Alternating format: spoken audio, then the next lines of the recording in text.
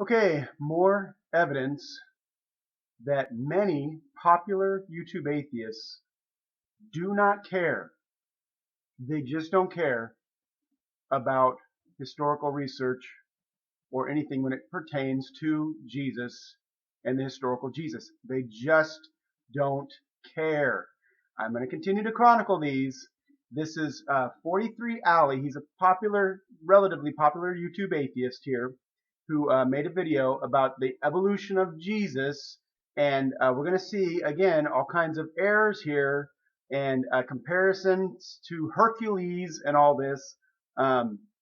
So I just want to point these out. I want to chronicle these to show my Christian brothers, at least, that atheists, when you talk with atheists generally, a lot of YouTube atheists or internet atheists, I'd say, and even atheists generally that I talk to, they claim to be rational, they claim to be led by the evidence, and they're not. They have there's a few, don't get me wrong, there's a few atheists that really are good with historical research, but they're so few and far between that even many of the educated ones, like Richard Carrier. Richard Carrier's a smart guy, but he is seen as a kook because of you can tell he hates Christianity, as do so many of these atheists. Now let's proceed here to criticize this video.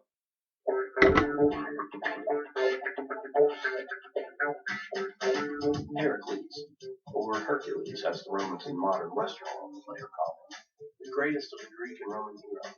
He claimed to be the son of immortal God. He said to have performed wondrous feats, and he said that after his death he would ascend to the heavens to join his father. These are some pretty bold claims. There's several ways to consider Hercules. One possibility is that Hercules didn't do these things, but he really thought he did. If that's the case, he's keeping it insane. The second possibility is that he didn't do these things and he knew he didn't. But a third possibility is that he really did do these things. Therefore, he really was the son of the most powerful God. So you need to make a choice among three things. Hercules was either a fibber, a fruitcake, or a freaking god. There's a whole series of arguments by followers of Hercules that use various texts and stories I won't get into to show you that Hercules was neither a fibber nor a fruitcake. Therefore, Hercules is a freaking god. Christians and atheists watching this right now are in total agreement. This logic is this. You see? Okay, that's dog poop there.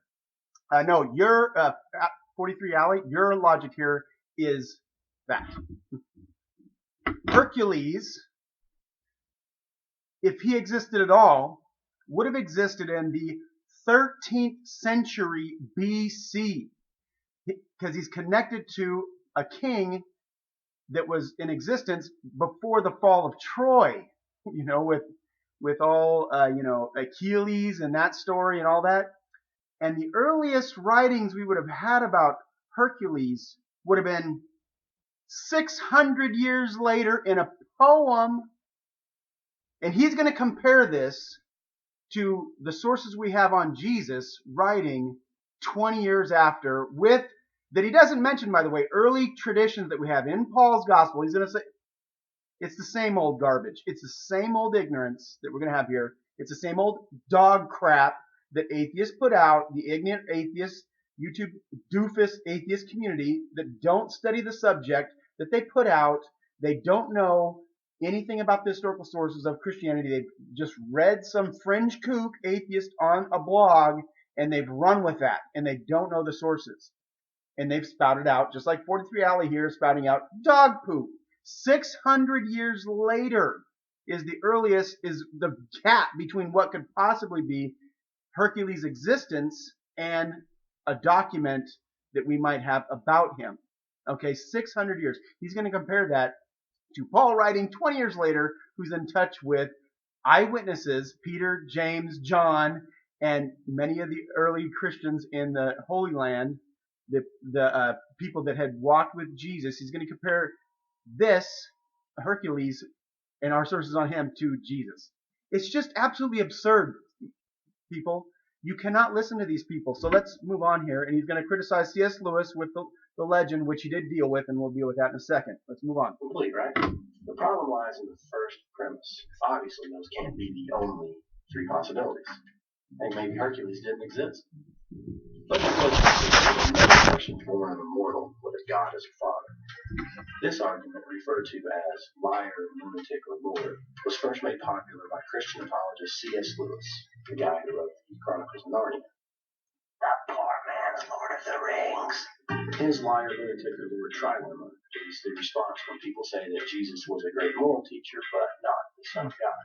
They make this the first premise, and then through a series of arguments, they say Jesus was neither a liar nor a lunatic, therefore Jesus is Lord. Christians love to set up these false boundaries in point number one, and then they draw you in and argue the hell out of the second premise, but I don't even want to go that far. The first premise fails for Jesus just like it fails for Hercules. These are not the only three possibilities, and I don't want to even argue that Jesus did not exist. I want to argue here that there's another cute and catchy little L word to add to this choice. And like always, I want to use the Bible to make my point.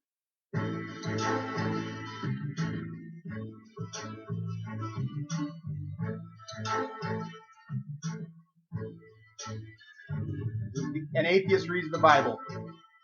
When atheists read the Bible on theology or as a historical document or anything, 99% of the time, no exaggeration, that's not an exaggeration, they don't know what they're talking about beyond, I'd say, youth group level stuff. When you talk to internet atheists or just general atheists at large, they have no clue of what they're talking about beyond maybe youth group level stuff. They're not educated in the field. They don't know it. And so just know that, Christian brothers, when you talk to atheists and they start saying an atheist reads the Bible, you can almost go, you're ignorant. You're almost certainly ignorant about the topic. So let's move on here.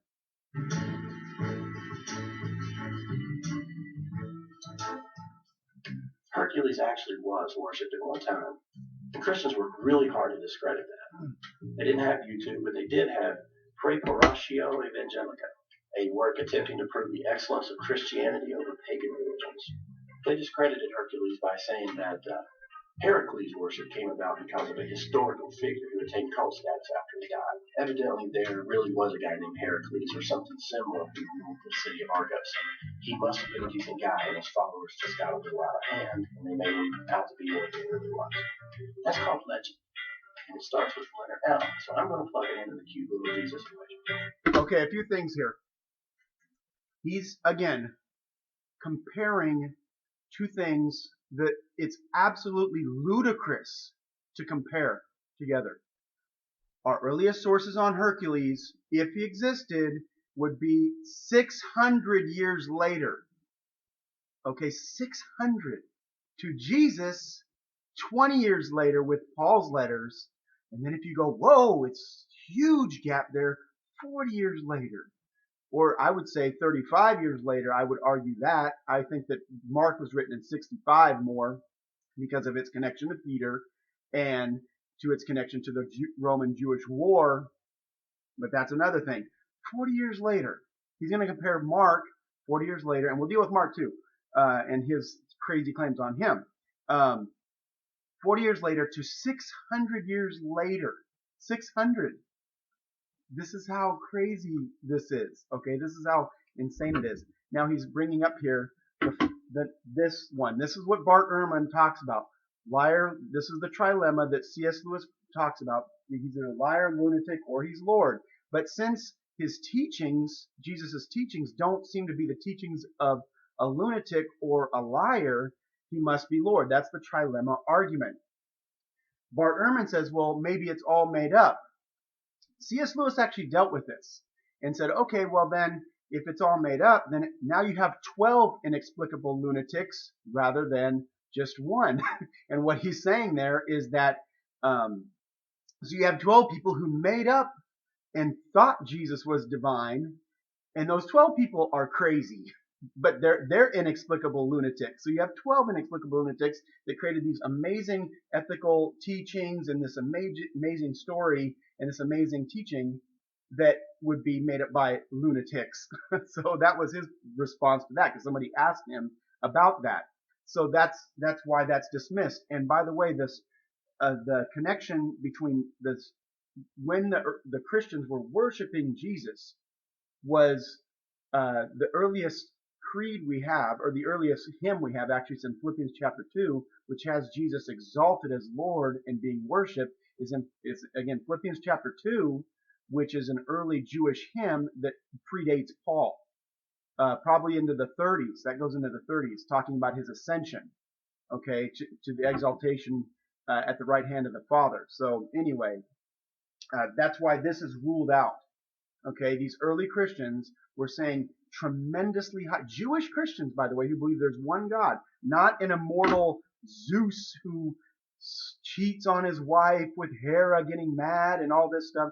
This is a monotheistic God, conservative Jews who believed there was one God who ruled the world, who was perfect, who was morally holy and righteous. This isn't immoral Zeus going around sleeping around, and your parallels to the most powerful God of Zeus compared to the Lord Yahweh of the Old Testament, the Lord God, who's the one true God of the entire universe. Zeus sleeps around, cheats on his wife. He can get beat down by titans. Comparing that to Yahweh, the one true God of the Old Testament, who's perfect and holy and righteous, is again apples and oranges. But again, these atheists, they don't really care about that. Like I've dealt with anti-Citizen X and other atheists. They just, for their idiot atheist audiences, their ignorant idiot atheist audience, they just spout this stuff out. And I think this has, a 250,000 views, something like that, or even more, 300,000 views. So a lot of atheists are eating this up. That's why it's so dangerous, because it's so absurd. So let's keep on moving. Let's keep on. Now, what is a legend? It's a story that is set in reality, but contains exceptional events that serve to reaffirm commonly held values of a particular group. Now, let me be crystal clear. A legend is not always something just totally made up, but it can be based on a real person, and the stories grow as time goes by. Some examples are Vlad Tepes, who became Vlad the Impaler in Dracula, and then there's William Wallace, who became a Jew-hating drunk.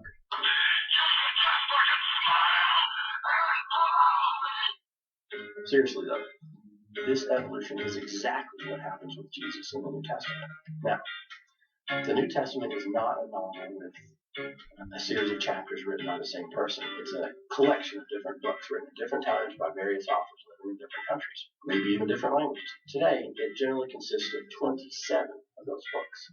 The entire collection of the New Testament was written between 50 AD and 150 AD. Wait a minute, did you catch that? 50 AD. If Jesus was born in the years around the BC to AD switch, and he lived for about 30 years, first grade math tells us we have at least a 20-year gap from Jesus' death and the first books we have about him. 20 years. Wow, isn't that a lot? How about 600 years for Hercules? You're going to compare 20 to 600? Again, completely dishonest. They don't care. They don't care. Let's keep moving on here. That's like it's now only starting to write about Vanilla Ice. Go ninja, go ninja, go. By the way, there's traditions that in Paul's letters that he cites that go even earlier. Gert Ludman, an atheist, says 1 Corinthians 15, 1 Corinthians 9, and 1 Corinthians 7, these traditions that Paul cites, talking about the teachings, these traditions that he's received, go into the 30s, which would put it within a few years of Jesus' life. Go ninja, go ninja, go. Go ninja, go ninja, go. Go, go, go, go. And the books of the New Testament are not all about Jesus and his time on earth. In fact, only a small handful even talk about his miracles. The timing of those become important later. We just can't read the New Testament books in order their appearance in the Bible because they're out of order. We need to consider them chronologically from the dates they were written. We begin with a guy named Saul. He was the one getting Christianity to grow. He's the reason there's Christianity today. On the road to Damascus, Saul had his divine epiphany and he changed his name to Paul and started preaching. His letters to various churches in the region are the oldest books of the New Testament. These letters are intended to give instruction to the growing churches on Christian doctrine. It's also the first time we hear about Jesus. What do you think should be included in these letters? Just 20 years away from the final epic years in the life of Jesus, wouldn't you think that these early writings would talk to his son about his miracles and his resurrection and his virgin mother? They talk about the resurrection a lot. And I want to go back to a statement that the New Testament is written from 50 to 150. Where does he get that date? 150. Almost everybody in the field believes that the last books were done by 100. John and his corpus was done in Book of Revelation in the 90s. So that's it right there. Where's he getting this 150 date from? How? See, that's what I mean. They stretch this all the way out. So let's move on here with his talking about Paul, and I'm going to deal with that in a second. Where to your mother? They don't. Not once like you'd think. It's all very vague. Okay, it's all very vague. Let's look at what Paul said about the historical Jesus. Did he not know about the historical Jesus?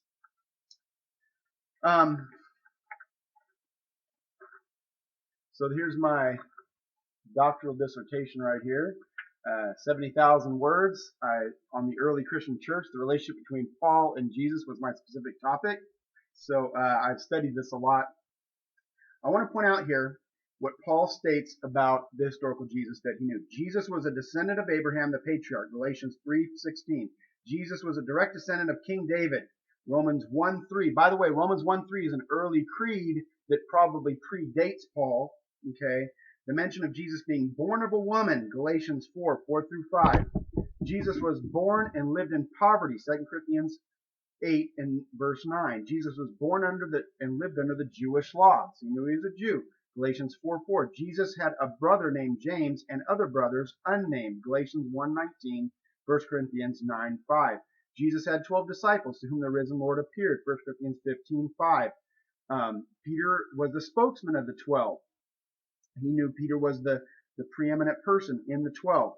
Jesus' manner was one of humility and meekness, agreeing with his words recording in the Gospels. I am gentle and lowly of heart. 2 Corinthians 10:1, Matthew 11:29.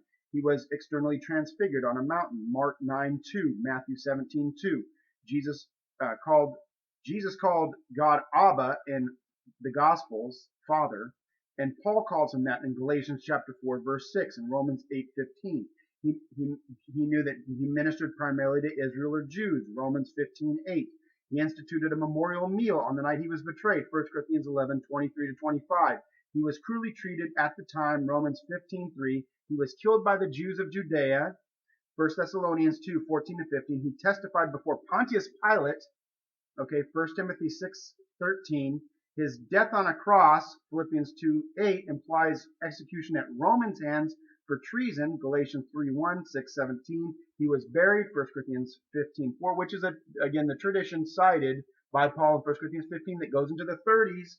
He was raised on the third day and was seen alive on a number of occasions by many witnesses, most of whom were still alive when Paul was writing 1 Corinthians, able to confirm this, 1 Corinthians 15, 5-7. Paul also cites a tradition in 1 Corinthians 7, where he talks about Jesus' teaching on marriage. And then he also talks about in 1 Corinthians 9, Jesus' teaching that those who preach the gospel should get their living from the gospel, but he doesn't take that boast. So he knew, and then he cites all these traditions that he's receiving from people in 1 Corinthians specifically. Okay, so, and he was, by the way, Paul was in contact with Peter, Jesus' number one disciple, spent 15 days with him, and James, Jesus' brother, spent 15 days with him. What were they doing? Just shooting the breeze, talking about football? No, they were talking about the life of Jesus. And then he also was in contact with many of those people that were in the Jerusalem church that had lived with Jesus. Okay, and then he was in contact with Barnabas, who was also involved with that whole Jerusalem church. So to say Paul didn't know anything about it, and also doesn't mention anything about Jesus is completely absurd. He knew basically the general skeleton of Jesus' life from his birth, being born of the line of David, to his death and resurrection, and even aspects of his ministry, and then the final meal. So again, he doesn't cite that. He doesn't deal with that at all. Just like all other atheists, many atheists that I talk to say Paul doesn't mention at all historical Jesus. Baloney.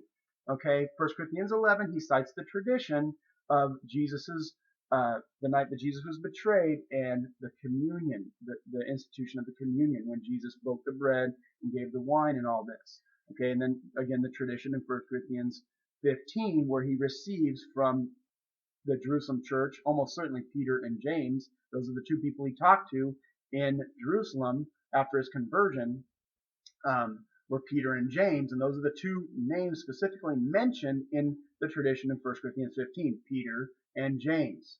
Okay, so again, to compare that to Hercules 600 years later is absolutely absurd and intellectually dishonest, and he's either ignorant or a liar.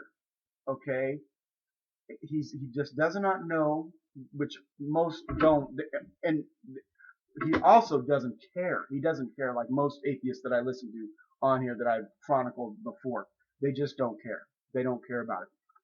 So, so to say Paul didn't talk about it, didn't know about it, is complete baloney. He was in touch with all those people. So let's move on.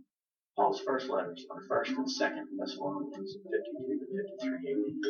It's a pep talk about it. Probably more around 50, 51. That's more in line with when Claudius kicked out the Jews from Rome. That's a whole other topic. But anyway, see, he just pushes it just a little bit later than what most do. But on a persevere through Roman rule and persecution. And then we go through Corinthians and Galatians and Philippians, and we get all these verses that you hear lessons. Again, no stories about Jesus.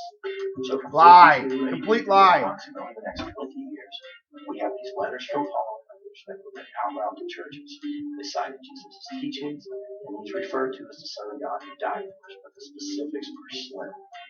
The closest we come to hearing about Jesus' miracles during this time come in verses like this one from the book of Acts, written around AD 64, which is 34 years after Jesus. That would be in Acts. Luke is chronicling that from Acts, in touch with eyewitnesses when he visited Jerusalem in the Judea area in the we sections in Acts in the 50s. So there were eyewitnesses alive that Luke probably tapped in order to write his gospel and his the book of Acts. So see, it's all vague. Nothing like what is coming down the pipe. It's not until nearly 40 years after Jesus' death that we get the first gospel, Mark. Mark was written between 68 and 73 AD. Okay, again, he's pushing it a little bit. Is the late end? I would say 65 to 70 in there, but now the story of Jesus starts cranking up. Oh yeah. The story starts with Jesus already in his upper 20s. He first turns water into wine, and from there the miracle. Mark doesn't have Jesus turning water into wine, you idiot. That's John. This is what I mean. They make these. Maybe he's just making a little error here, but it shows he hasn't done his homework. He hasn't done his background at all. He's just throwing things out because it's a popular story that people know about, the water into wine. That's John, not Mark. Okay. It'll start to rain down. But by comparison with the other Gospels, Mark is pretty reserved. Yeah. Let him finish his thought. He has a number of miracles. We don't have the all-important resurrection. In fact, Mark. Okay, Mark doesn't have the resurrection. You already have that 43Alley in 1 Corinthians 15 talking about the resurrection appearances that dates into the 30s. Okay, now he says Mark doesn't really have that many miracles compared to the other Gospels. And John, he's going to mention John is the most, Jesus is the most exalted and all these, he's this divine, he's this miracle worker and all this stuff. There are 7 signs in John, 7 of them. Let's go through the Gospel of Mark here, shall we? The beginning, and so Jesus, I guess he's not as divine in the Gospel of Mark. The beginning of the Gospel of Jesus Christ, the Son of God. Okay? At his baptism, the Holy Spirit comes down upon him and God says that this is my Son, my beloved Son. He's tempted by Satan. He's preaching the kingdom of God. He casts out a demon. Miracle. He heals a person who has a disease. He heals a person who has leprosy. He heals a person who's paralytic. He heals another person who has a demon. He parables of the sower. He heals another person who has a demon. He heals people that are sickness, and he raises a person from the dead. Not miraculous at all. No. He feeds 5,000 people. That's not really, he walks on water. No, that's not really miraculous. He heals another person who's sick. How many is that? 43Alley. He heals a deaf person. He feeds 4,000 people with just the little loaves and bread. He heals a person who's blind. No, that's not miraculous. No, he appears in full-blown glory with Peter and James and John on the hill. Not miraculous at all. He predicts his own death. More of his teaching. He predicts his death again. He heals blind Bartimaeus. Not miraculous at all, no. Keeps teaching. He predicts Mark 13, which is the climax just before the Passion narrative. This is the climax. He's going to predict the destruction of Jerusalem and the temple. Not miraculous at all. No. You see how ridiculous this is? Mark has Jesus, he's the Son of God. He has God say that he's the Son of God. Jesus is going to accept that designation from Peter as the Christ. He's going to say that in front of the Sanhedrin, that he is the Son of God and he will be seated at the right hand of the power. That's a divine figure in Daniel 7, that God has everybody worship this person, this Son of Man figure. So to say Mark, it doesn't have a real miraculous Jesus or anything like that, or he's not as divine as he is in John, is complete baloney. Let's move on here. It originally ended when the women left the empty tomb. We don't see Jesus coming back, and we don't see him ascending to heaven. It's just a cliffhanger ending. Yeah, Mark didn't really think Jesus really rose from the dead, although Jesus predicts it 3 times, and he has the women, the angel tell the women they're going to meet Jesus in Galilee, but Mark really didn't, he just forgot that. By the way, that Mark 13:6-20 is also an early tradition, even though it's not in the original Gospel of Mark. It is probably a very early tradition that was tacked on, and we can see that because of the style, and it's not totally dependent on Luke or Matthew. So it's very early tradition that they have there in Mark 16:9-20. But anyway, that's a whole nother thing. But we don't need resurrection appearances in Mark because we have them in 1 Corinthians 15. Okay? And early traditions that we can see in the book of Acts. All right, so let's keep moving on here. About 10 to 15 years after Mark, we get Matthew and Luke. These books were probably being written around the same time, but they weren't likely to have been aware of each other. They both were heavily inspired by Mark. We copied a lot of stories from Mark, and another lost document simply referred to as Q. But here's the... Okay, I'm going to stop there, and he's going to go on. He's actually accurate there. There is a Q document that we can see from that Matthew and Luke are using Mark, and they're using another document or a sayings tradition. It's mostly the sayings of Jesus. It's called Q Quele, that goes very early, almost certainly into the 40s or even 30s. And here's one of the sayings that Jesus has, stating this. At that time, Jesus said, I praise you, Father, Lord of heaven and earth, that you have hidden these things from the wise and intelligent and have revealed them to infants. Yes, Father, for this way was well-pleasing in your sight. All things have been handed over to me by my Father, and no one knows the Son except the Father, nor does anyone know the Father except the Son, and anyone to whom the Son wills to reveal him.